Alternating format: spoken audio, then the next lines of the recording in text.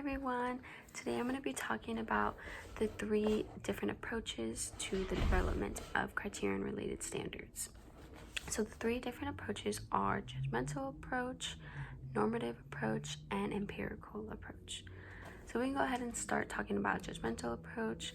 That one is when you have an expert who actually creates their own categories and cutoffs for whatever of your measurements.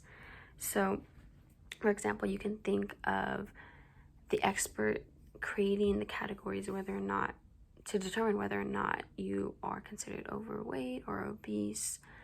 And so it's not based on set standards. The expert is deciding that themselves because of their knowledge that they already have. Moving on to normative approach.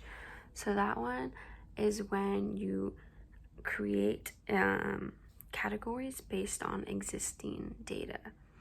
So you're not creating it yourself, but there is a set standards of data that categorizes you in a certain category. So for that, you could be like your BMI standing and how that labels you as being physically active or inactive in life. Those are all different things that can be categorized through this approach. The only thing to take note of is that the person conducting the test themselves may not be creating it, but it was created by someone at some point. Moving on to the final approach, that's the empirical approach. This one is considered the best approach, but it is very rare. And so for that one is because it still uses existing data, just like the normative approach does, but this data is already considered valid. And so there's set measurement standards that need to be met.